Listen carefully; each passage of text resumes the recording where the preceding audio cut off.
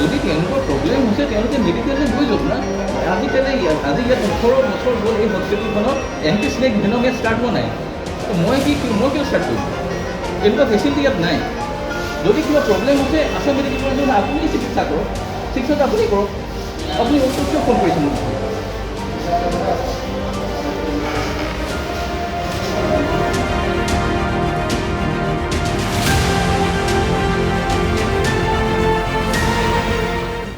আচলতে কেনে চলিছে ৰাজ্যৰ চিকিৎসা বিভাগ? ইতিমধ্যে চৰাইদেউ জিলাৰ ৰজাপুখুৰীস্থিত জিলা চিকিৎসালয়ৰ এজন চিকিৎসকৰ ভিডিঅ' ইতিমধ্যে সামাজিক মাধ্যমত আপলোড হোৱাৰ পাছতে ইতিমধ্যে বিৰূপ প্ৰতিক্ৰিয়াৰ সৃষ্টি হৈছে।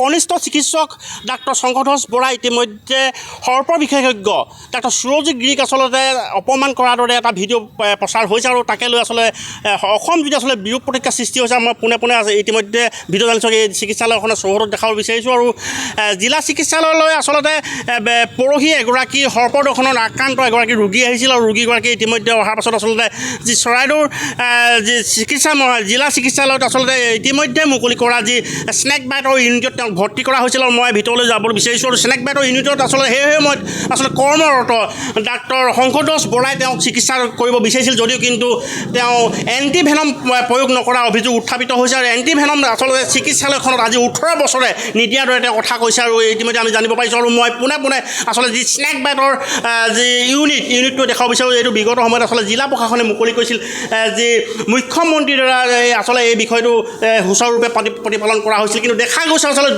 দুখনমান আচলতে আলোকচিত্ৰ দিয়ে চৰাইদেউ জিলা চিকিৎসা বিভাগে আচলতে স্নেক বাইটৰ ইউনিটটো মুকলি কৰিলে নেকি এনে এটা কথা আহিছে। আৰু এই দৃশ্য দেখুৱাই যাওঁ যিহেতু নেকি ইতিমধ্যে চৰাইদেউ জিলা এগৰাকী ৰোগীক ইতিমধ্যে সৰ্প দৰ্শন কৰিছিল। দৰ্শন কৰাৰ পাছত এইখন চিকিৎসালয়লৈ লৈ অনা হৈছিল আৰু পৰৱৰ্তী সময়ত আচলতে চিকিৎসকে চিকিৎসা প্ৰদান নকৰা অভিযোগ উত্থাপিত হৈছে, এণ্টি ভেনম নিদিয়াৰ অভিযোগ উত্থাপিত হৈছে। কি ক'ব সমগ্ৰ বিষয়টোৰ অনুভৱ? আচলতে ইয়াত যিহেতু চিকিৎসা বিভাগৰ যিখিনি সুবিধা থাকিব লাগে সেই সুবিধাখিনি থকাৰ পিছতো এজন চিকিৎসকক যি বেয়া ব্যৱহাৰ কৰিছে এই এটা অতি দুৰ্ভাগ্যজনক বিষয়। গতিকে এনেকুৱা ধৰণৰ যি মানৱদৰ্দী যিজন চিকিৎসক আছে সেই চিকিৎসকজনক যে এনেকুৱা ধৰণৰ ব্যৱহাৰ কৰি যি গাফিলতি কৰিছে ইয়াৰ পৰা এটা শাস্তি হ'ব লাগে। আৰু যিসকল ৰোগীক চিকিৎসাৰ পৰা বঞ্চিত কৰিলে আৰু সেই চিকিৎসাৰ ফলত যদি কিবা কাৰণত তেওঁ ব্যাঘাত জন্মে তাৰ কাৰণে কিন্তু এই চিকিৎসকজনে দায়ী হ'ব। দেখা গৈছে আচলতে বিগত সময়ত আচলতে চৰাইদেউ জিলা যি ৰজাপুখুৰীস্থিত জিলা চিকিৎসালয়ত ইতিমধ্যে স্নেক বাইটৰ এটা ইউনিট মুকলি কৰা হ'ল। কিন্তু ভিডিঅ'টোত দেখা গৈছিল যে স্নেক বাইটৰ যি এটা মৈশৈশত আচলতে এণ্টি ভেনম বেজীটো আচলতে ইয়াত 18 বছৰ ধৰি নিদিয়াৰ দৰে এটা কথা চিকিৎসকজনে মুকলি কৰিছে। আচলতে সমগ্ৰ বিষয়টো আচলতে চিকিৎসালয়খনৰ আচলতে যি চিকিৎসা বিভাগটো আচলতে ইতিমধ্যে জৰাজীৰ্ণ ফুফুলা হৈ পৰিছে নি এনে এটা কথা আহিছে নেকি?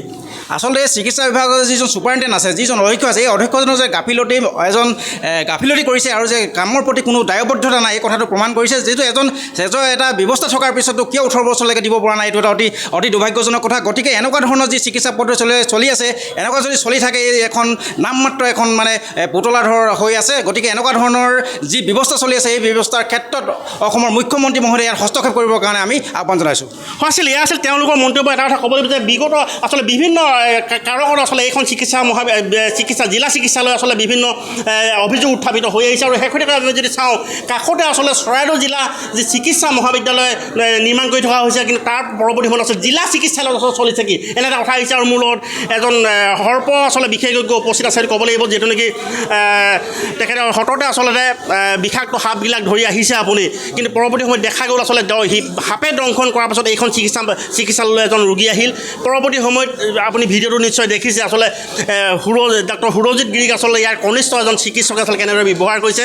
18 বছৰে এইখন জিলা চিকিৎসালয়ত আচলতে এণ্টি ভেনম দিয়া হোৱা নাই বুলি তেওঁ নগ্ন প্ৰতিচ্ছবিখন ইতিমধ্যে তেওঁ মুকলি কৰি তুলিছে। কিন্তু দেখা গৈছিল যে তেওঁলোকে কয় যে চিকিৎসা বিভাগৰ কৰ্মকৰ্তাই কয় যে এইখন জিলা চিকিৎসালয়ত এণ্টি ভেনম মজুত আছে। কিন্তু তাৰ পাছতো চিকিৎসকে ক'লে যে 18 বছৰে এইখন জিলা চিকিৎসালয়ত এণ্টি ভেনম প্ৰয়োগ কৰা নাই। সমগ্ৰ বিষয়টো কি ক'ব? প্ৰথমে কৈ লওঁ, মই সৰ্প বিশেষজ্ঞ নহয়, মই সৰ্প মানে সাপ কেটচাৰ বুলি ক'ব লাগিব। ৰেস্কিউৰ কৰোঁ। এই গোটেই ঘটনাটো কালি দেখিলোঁ ভিডিঅ'ত, অতি দুৰ্ভাগ্যজনক। ইয়াৰ যিজন আৱাসিক ডাক্তৰ আছিলে তেওঁ যিখিনি ভিডিঅ'ত বাইট দিছে অতি দুৰ্ভাগ্যজনক ভাবে যে সুৰজিৎ গিৰিক আজি চিনি নোপোৱা মানুহ নাই। তেওঁৰ দ্বাৰা যিখিনি উপকৃত হৈছে মানুহ, সেইজনৰ অৱস্থাত তেওঁ হয়তো ইগত লাগি পেলাই তেওঁ মানে কৰিছে। আমাৰ অনুভৱ তেনেকুৱা হৈছে। তেওঁ ইগৰ এটা এই মানে ঘটনাটো তেওঁ যে উপদেশ দিছে তেওঁ হেৰি নলৈছে, কিন্তু একটা নতুন ডাক্তৰ তেওঁ ল'ব লাগিছিলে। আৰু দ্বিতীয়তে আমি ইমান কষ্ট কৰোঁ, আমাৰ লাইফ ৰিস্কটো বহুত বেছি। আমি সাপ ধৰোঁগৈ, ৰাতি ক'ৰবাত 10টা-11টা বজাত ফোন কৰে, 15-20 কিলোমিটাৰ দূৰলৈ আমি যাওঁ, গাড়ী লৈ যাওঁ, নিজাববীয়াকৈ যাওঁ। মোৰ লগত আৰু এজন আছে ৰবীন বাইলং বুলি কয়। কিন্তু সেইবোৰৰ কাৰণে আমি এটকাও নাপাওঁ। অকল দায়িত্ব হিচাপে সেই মানুহ ঘৰত যিটো সংকটত থাকে, যি আতংকত থাকে, সেই আতংকৰ পৰা তেওঁলোকক মুক্ত কৰিবৰ কাৰণে আমি গৈ পেলাই ধৰোঁগৈ, ধৰি পেলাই মানুহবোৰক তাত সজাগ কৰোঁ যে যিকোনো প্ৰকাৰে আপোনালোকে সাপে খুটিলে 40 মিনিটৰ ভিতৰত কাষৰ চৰকাৰী হস্পিটেলখনলৈ যাব, কাৰণ তাত এণ্টিভেনম আছে।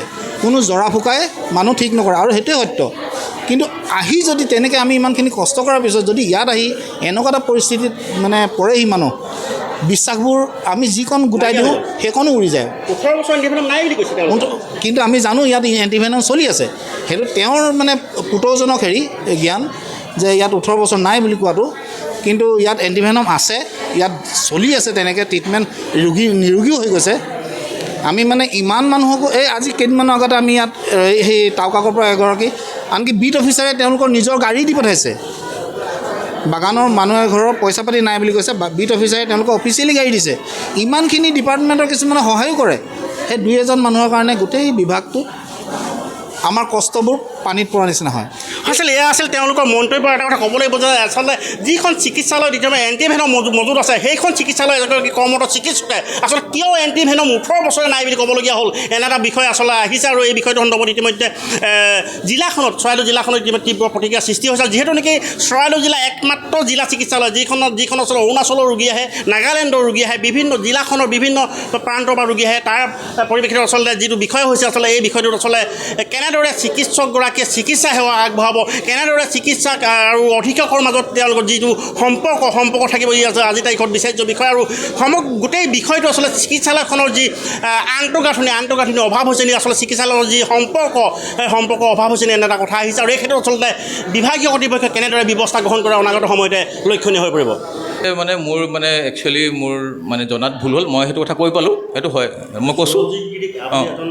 হয়। তেখেতক কি হয় আপোনাৰ, তেখেতৰ ভিডিঅ' মই চাওঁ, মই নিজে তেখেতৰ ভিডিঅ' চাই পেলাই মই দেখোঁ যে তেখেতৰ বহুত নলেজ আছে। সেইদিনাখন কি হ'ল আপোনাৰ, যেতিয়া ফোনটো যোনজনে ফেচবুকত দিছে, কি নামটো আছিলে, অভিজিত দেহিঙীয়া, তেখেত আছিল সেইদিনাখন। তেখেতে ক'লে যে এনেকৈ ডক্টৰ এজনে কথা পাতিব বিচাৰিছে। ইমাৰ্জেঞ্চি ইমানেই বেছি হেক্টিক গৈছে। মই ক'লোঁ মই এতিয়া কথা পাতিব নোৱাৰিম, অকণমান ৰ'বলৈ কওক, মোৰ ফাৰ্ষ্ট পাৰ্চন। তাৰপিছত অকণমান দিনত তেখেতে আকৌ ক'লে যে আপুনি অকণমান কথা পাতি লওকচোন, ডক্টৰজনে কথা পাতিব বিচাৰিছে। মই ক'লোঁ মোক অকণমান টাইম দিয়ক, বহুত ভিৰ হৈ আছে, মই এতিয়া কথা পাতিবৰ অৱস্থাত নাই। পেচেণ্টজনৰ কিবা প্ৰব্লেম হৈছে মই চাই দিছোঁ। পেচেণ্টৰ BP 190/100। তাৰপৰা তেওঁক আমি দুবাৰকৈ BP কমাবৰ কাৰণে ইনজেকশ্যন দিছোঁ। বাকী যোনখিনি আমি বেছিক ট্ৰিটমেণ্ট কৰোঁ আমি কৰিছোঁ। তেতিয়ালৈকে পেচেণ্টজনৰ খালী ভৰিটো বিষাইছে বুলি কৈছে। আৰু ডেফিনেটলি বিষাব, স্নেক বাইট হওক বা ধৰি লওক ডগ বাইট, এনিথিং বাৰু, ভৰিটো বিষাব। বাকী তেনেকুৱা ধৰণৰ কোনো অসুবিধা হোৱা নাই। মাজতে এবাৰ মই উঠি আহিলোঁ।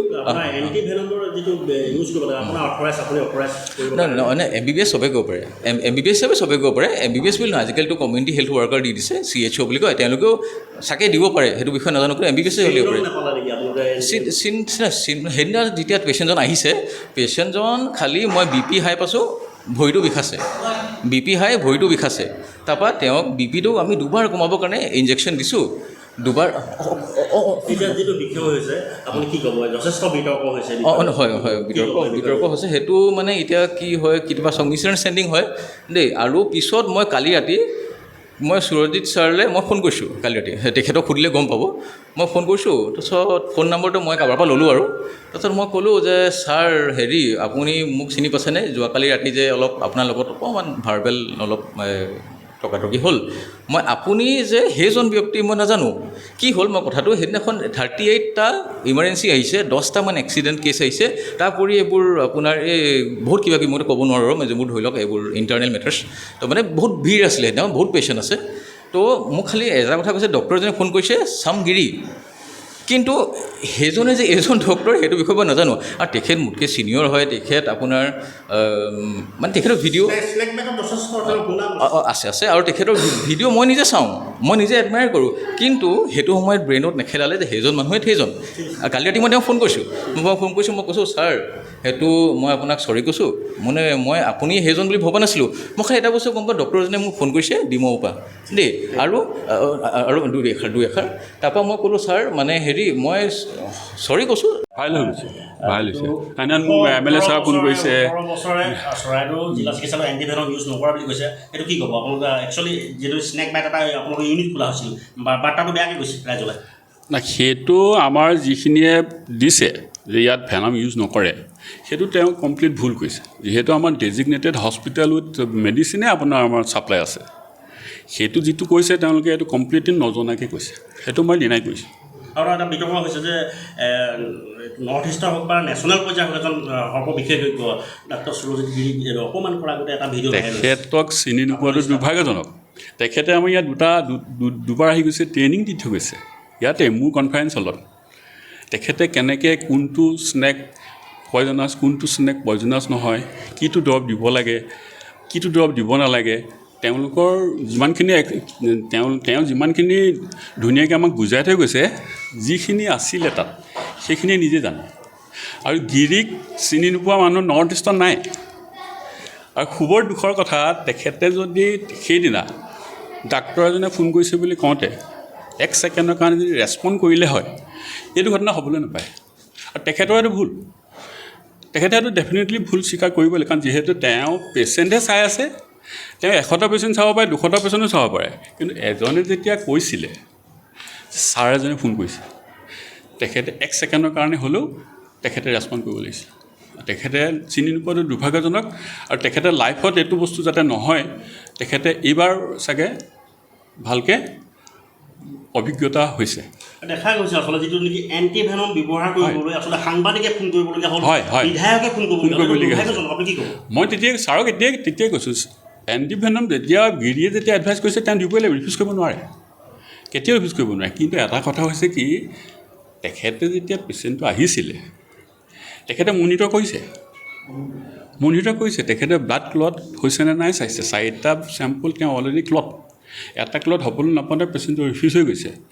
তেখেতে যদি ভাবিলেহেঁতেন এইটো বেছি চিৰিয়াছ হৈ গৈছে, তেখেতে চাগে ভেনম দিলেহেঁতেন। আৰু সেইখিনি পৰ্যায়লৈ নাই হোৱা, এতিয়াও পেচেণ্টটো জীয়াই আছে মেডিকেল কলেজত, কিন্তু তেওঁলোকে প্ৰফাইলেক্সিছৰ কাৰণে ICUত ভৰ্তি কৰি থৈছে। আমাৰ ভাগ্য ভাল নহয় জানো বাৰু? সেইটো কাৰণে এইটো মই এজ এ ছুপাৰিণ্টেণ্ডেণ্ট হস্পিটেলৰ সমস্যা থাকেই, আজি ছল্ভ কৰিব, কাইলৈ আকৌ সমস্যা হ'ব, কাইলৈ পৰহিলৈ আকৌ সমস্যা হ'ব, আকৌ তেনেকৈ চলি থাকে। যিহেতু এটা বস্তু যদি মই কওঁ যে এইটো নকৰিব, সেইদিনাহে যি নকৰিলে আৰু যে পষ্টনেটেল ৱাৰ্ডত বাচ্চাকেইটা থকাৰ কাৰণে আপোনালোকে জোতা পিন্ধি নাযাব, সেই যিদিনা এদিনে যি শুনিলে আৰু নেক্সট ডে নুশুনিলে আৰু। এইটো কাৰণে কওঁ, যিহেতু ইনফেকশ্যন সোমাব পাৰে, ইনফেকশ্যন সোমালে বাচ্চাটো ইনফেকশ্যন হ'ব, ইনফেকশ্যন হোৱাৰ লগে লগে পষ্টনেটেল ৱাৰ্ডৰ পৰা আকৌ SNC ভৰ্তি কৰিব লাগিব। SNC ভৰ্তি কৰাৰ লগে লগে যদি ইনফেকশ্যনটো কণ্ট্ৰল হ'ল, নহ'লে আকৌ ডিব্ৰুগড় ভৰ্তি কৰিব লাগিব। গোটেই বিষয়টো আপুনি কি ক'ব? গোটেই বিষয়টো মই ক'বলৈ গ'লে এজ এ ইমাৰ্জেঞ্চি ডাক্তৰ, 8টা বজাত অহাৰ 8টা বজাৰ পৰা 8টা বজালৈকে ডিউটি এটা হয়। সেইটো সময়ত এজন ইমাৰ্জেঞ্চি ডাক্তৰে যে এম্বুলেঞ্চখন আছেনে নাই, ষ্টাফ আছেনে নাই, দৰৱ আছেনে নাই, ক'ত কি আছে সেইখিনি চাই লৈ পেলাই, মই যিহেতু 8টা বজাত সোমালোঁ, মই 8টা বজাতে ওলাব লাগিব। মোৰ বাহিৰে কোনো এজন ডাক্তৰ নাথাকে। 100টা ফোন আহিব পাৰে, আপোনাৰ ৰিলেটিভো আহিব পাৰে, আপোনাৰ এগেইনষ্টজনো আহিব পাৰে, DC ছাৰো আহিব পাৰে, MLA আহিব পাৰে, মিনিষ্টাৰ আহিব পাৰে। আপুনি ফোনটো ধৰিব লাগিব। যিহেতু এতিয়া ছ'চিয়েল মিডিয়াৰ যুগ, ফোনটো বহুত ইম্পৰ্টেণ্ট। ফোনটো আপুনি ৰিচিভ নকৰাৰ কাৰণে ইমানখিনি হুলস্থুল হ'ল, আপুনি ক্ষমা খুজিব লাগিব।